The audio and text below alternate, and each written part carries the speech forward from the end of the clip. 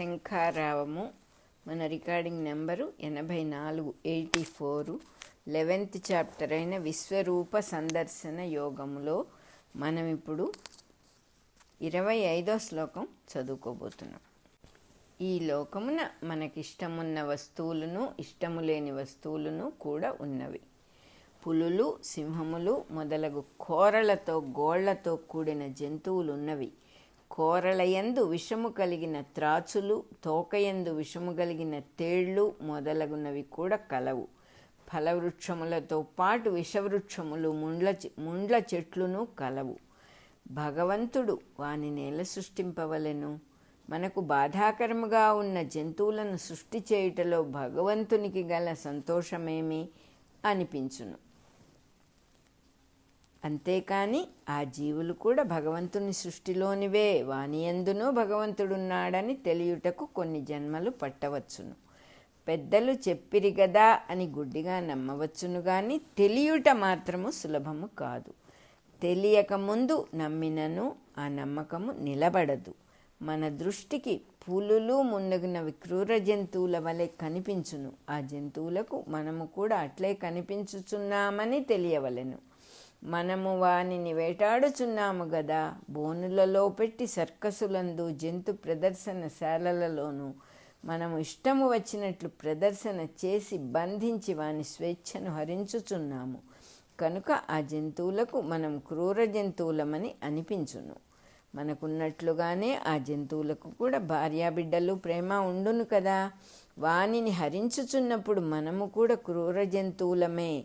మనము పెట్టుకున్న సంబంధమును బట్టి ఒకరికొకరమట్లు కనిపించుచున్నాము. ఈ సంబంధములను దాటి చూచినచో అందరము జీవులమే. అందరు జీవులలో ఒకే దేవుడున్నాడు. ఆ జంతువులను మనము కానీ మనలను ఆ జంతువులు కానీ వేటాడి చంపుట భయము వలన కలుగుచున్నది. అది దాటి చూచినచో ఈ కోరలు గల జంతువుల ముఖములన్నీ విశ్వమునందలి ఒకే దేవుని ముఖముల రూపములు, అనగా విశ్వరూపుని ముఖములు. అట్టి దృష్టి ప్రసాదింపబడిన అర్జునుడు, నీ భయంకర ముఖములను చూచుచున్నాను. కాలాగ్ని వలె కనిపించుచున్న ఈ కోరలతో కూడిన ముఖములు గల జంతువులను చూచుచు దిక్కు తెలియకున్నాను. శాంతి లభించుటలేదు. ఈ జగత్తుగా నివసించుచున్న నీ రూపములను గమనించుటలో నాకు శాంతిని కలగజేసి నా యందు ప్రసన్నుడవగుము అని విశ్వరూపమును స్తుతించుచున్నాడు. ఈ రూపములు కాలాగ్నితో సమానమైనవి, అనగా తగు విధమున ప్రవర్తింపకపోయినచో జీవులకు మృత్యువును కలుగచేయుచున్నవని అర్థము. ఆ జంతువులున్న చోటికి మనము పోనేలా, భయపడి వానిని వేటాడి చంపనేలా. ఎవరుండవలసిన తావున వారుండవచ్చును కదా. కర్తవ్యమును దాటిన పనులు ఎలా చేయవలను? చేసినచో దేహములకు మృత్యువు తప్పదు. కాలానలము అనగా కాలాగ్ని, కాలమే అగ్ని వలె పనిచేయుచున్నది, అనగా జననము మరణము మున్నగు వానికి ఉపకరణమగుచున్నది. దిక్కులు తెలియలేకున్నాను, అనగా మానవుడు ఎటు పోవలెనో ఎటు పోరాదో, ఏది చేయవలెనో ఏది చేయరాదో తెలియలేకున్నాడు. భగవంతుని అనుగ్రహము కలిగినప్పుడు మాత్రమే ఈ జ్ఞానము మనకు తట్టును అని అర్థము. 25వ శ్లోకం అయిపోయింది. మనము పుట్టినప్పటి నుండి కాలమే మన జీవితముగా అర్థము చేసుకొనబడుచున్నది. అంతకుముందు కూడా కాలం ఉన్నది. కుండ చేసిన వెనుక అంతకుముందున్న చోటే కుండలో కూడా ఉన్నట్లు కాలమే మన ఆయువుగా ఉన్నది. అందు మనము చేయుచున్న పనులను బట్టి జరగబోవు సన్నివేశములు ఏర్పడుచున్నవి. తన సంపాదనము ఖర్చు పెట్టి బిడ్డలను పోషించి రక్షించి సద్బుద్ధి కలిగించు విద్య నేర్పించినచో ఆ బిడ్డలే మనకు వార్ధక్యమున రక్షణనిచ్చు వారగుచున్నారు. బాధ్యత లేకుండా తప్పించుకొని తిరిగినచో ఆ బిడ్డలే మనలను విడిచి ఇంగ్లండు, అమెరికా మున్నగు దేశములకు పోయి స్థిరపడుచున్నారు. వార్ధక్యమున దిక్కులేని చావు పొందువారు కలరు. ఇట్లే మనము చేయు పనులను బట్టి రాబోవు సన్నివేశములు నిర్ణయమగుచున్నవి.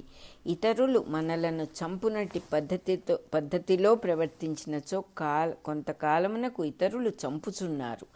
ఆ పనులు చేయుటలోనే మనము చనిపోవుట, దాని విధానము నిర్ణయమగుచున్నది.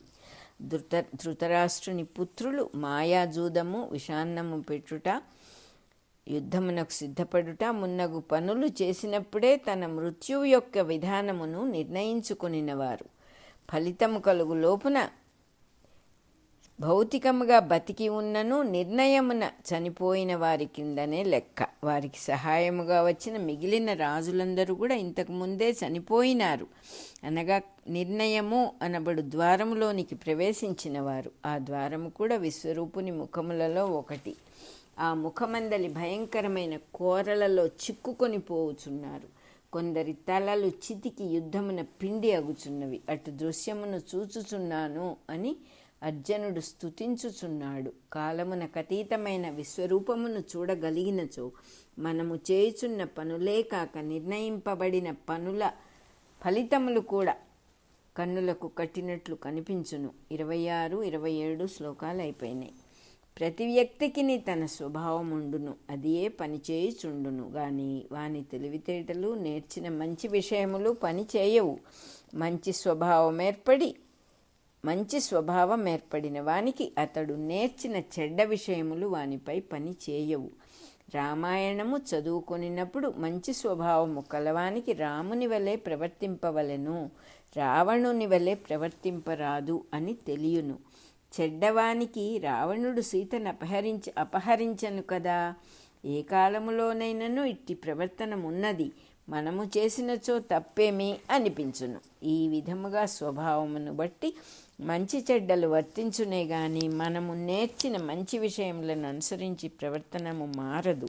ఇష్టమున్నను లేకున్నను ధర్మ మార్గమున ప్రవర్తించుట సాధన చేసినచో స్వభావము మారి మంచి స్వభావము ఏర్పడి దాని ప్రకారము ప్రవర్తించుట జరుగును. అట్టి ధర్మ సాధనము చేయని వారి స్వభావమే ఒక మహాప్రవాహము వలె ఇష్టాయిష్టముల నేర్పరచి పనులను చేయించును. ప్రవాహమున కొట్టుకొని పోవుచున్నవాడు నిలదొక్కుకొని ఆత్మరక్షణ చేసుకొనుట సాధ్యము కాదు. మంచి చెడ్డల స్వభావములు మహాప్రవాహములై నదుల వలె ప్రవహించుచుండును. అందు జీవులు తమకు తోచిన పనులు చేయుచు కొట్టుకొని పోవుచుందురు. అనేక నదుల వేగము సముద్రము వైపునకు ఆ నదులను ప్రవహింపచేయుచున్నది. అట్లే కురుపాండవుల స్వభావముల వేగములన్నీ కలసి మహానదుల వలె మృత్యువు వైపునకు ప్రవహించుచున్నవి. మృత్యువు సముద్రము వంటిది. నది ప్రవహించి సముద్రమున కలసినంతనే సముద్రముండును గాని అది ఉండదు. అట్టిదే మృత్యువు. కనుక విశ్వరూపమున అర్జునునకు ఈ దృశ్యము కనిపించినది. నదులు ప్రవహించుచూ వచ్చి సముద్రమునందు మాయమగుచున్నట్లు ఈ నరలోక వీరులందరూ విశ్వరూపుని ముఖములలో ప్రవేశించుచున్నారు. 28వ శ్లోకం అయిపోయింది. పై చెప్పిన స్వభావమును అనుసరించి నచ్చిన విషయములు నచ్చని విషయములు ఏర్పడును. నచ్చిన వాని వైపునకు జీవుడు ఆకర్షింపబడును. వినాశనము కలిగించుకొని స్వభావం ఏర్పడివాడు వినాశకరములైన విషయములచే ఆకర్షించబడును. కౌరవులు రాజ్యలోభముచే ఆకర్షింపబడిరి, దానితో యుద్ధము వైపునకు ఆకర్షింపబడిరి. రాత్రులందు దీపపు పురుగులు కొన్ని మిడుతలు దీపము వైపునకు ఆకర్షింపబడును. కోరి మంటలలో ప్రవేశించి భస్మమగును. అట్లే కౌరవులు మహావేగముతో విశ్వరూపుని నోళ్లలోనికి ఆకర్షించబడిన వారై చనిపోచున్నారు. 29వ శ్లోకం అయిపోయింది. కాలాగ్ని స్వరూపుడు అని హెడ్డింగ్. ఇక్కడ పెద్ద అగ్ని ప్రమాదము జరుగుతున్న దృశ్యము చూచుటకు చాలా భయంకరముగా ఉండును. ఒక్కొక్క పెద్ద మంట గాలి విసురుకు అటు నుండి ఇటు దూసుకొని పోవుసరికి ఆ ప్రదేశంలో అంతకు ముందున్న వస్తువులు కొన్ని మంటలలో కలిసి మాయమైపోవును. మంటకు ముందున్న వస్తువు మంట తర్వాత ఉండవు. మంటలు నాలుకతో వానిని నాకి చప్పరించుచున్నట్లుగా కనిపించును. అట్లే తిన్నగా గమనించినచో కాలము కూడా పనిచేయుచుండును. చిన్నప్పుడు కనిపించిన కొందరు వ్యక్తులు, కొన్ని చెట్లు, ఊళ్ళు, ఆకారములు మొదలగునవి మనము పెద్దవారమై తిరిగి చూచుసరికి మాయమగుట జరుగుచున్నది. కొన్ని కొండలు త్రవ్వబడి ఉండును, నదుల ఆకారములు మారును. స్థలములున్న చోట చెరువులుండును, చెరువులుండిన చోట ఇళ్ళు కట్టబడును. దేవాలయమున్న చోట దుకాణములు కట్టబడి ఉండును. ఇదియే కాలమహిమ.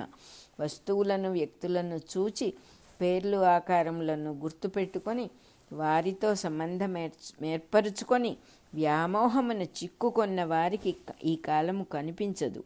గభాలున దుఃఖ దృశ్యములు ముంచెత్తుచు కాలక్రమమున తన ఉనికిని కూడా ముంచెత్తును. భూత భవిష్యత్ వర్తమానములు ఒకే దృశ్యముగా చూడగలిగినచో ఈ కాలము యొక్క స్వరూపము దర్శనమిచ్చును. అది ఏ భగవంతుని విశ్వరూపము. దానిని చూడగల దృష్టియే దివ్య దృష్టి. అది ప్రసాదింపబడిన అర్జునునకు లోకములు ఎట్లు కనిపించుచున్నవో ఇట్లు వర్ణించుచున్నాడు. ఈ లోకములు అన్నిటికీ అంతముగా నీవుండి నాకి మింగివేయుచున్నావు. ఈ లోకములే నీ తెరచిన నోళ్లుగా మండుచు కనిపించుచున్నవి.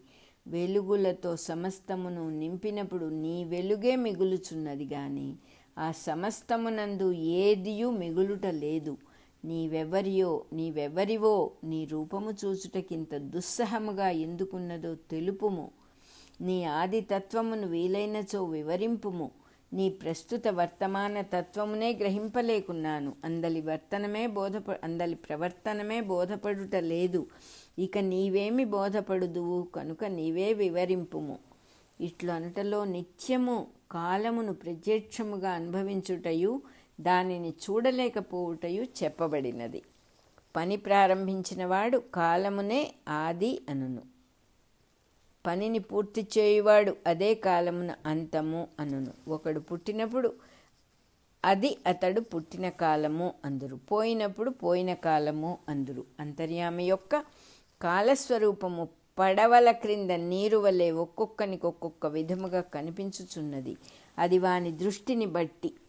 దానినే కంటి జబ్బు అందుము. తనకు వానితో గల సంబంధములను గుర్తు పెట్టుకొని వానికి విశ్వరూప దర్శనము లేదు. లేనప్పుడు విశ్వమే కనిపించును. అందలి రూపములే కనిపించును. తప్పేమీ అనవచ్చును. తప్పేమీయూ లేదు గాని దాని వలన దుఃఖము దిగులు భయము అనుభవమగును. కనుక మనస్సు దాని నుండి తప్పించుకొని మరి ఒక దానిని చూడగోరును.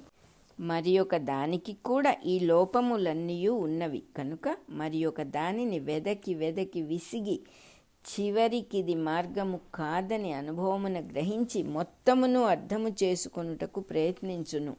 ఇదియే అంతర్యామి కోసము జీవుడు పడునట్టి వేదన. తత్ఫలితముగా కావలసిన దర్శనం లభించును. ప్రస్తుతము అర్జునునకు తన బుద్ధి తెలిసినప్పటి నుండి ఇప్పటి వరకు దుర్యోధనాదులు, తాను, పాండవులు, తన పరివారము జీవించిన జీవితములు కన్నులకు కట్టినవి. తత్ఫలితముగా యుద్ధ సన్నాహము కనిపించినది. కురుక్షేత్ర మైదానము యుద్ధ భూమిగా అవతరించినది.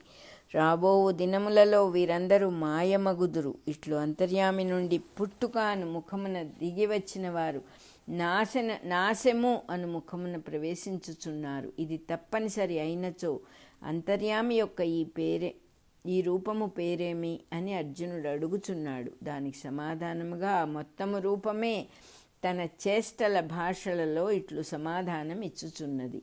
30, 31 శ్లోకాలు అయిపోయినాయి. అలాగే మన రికార్డింగ్ నెంబర్ 84 కూడా అయిపోయింది.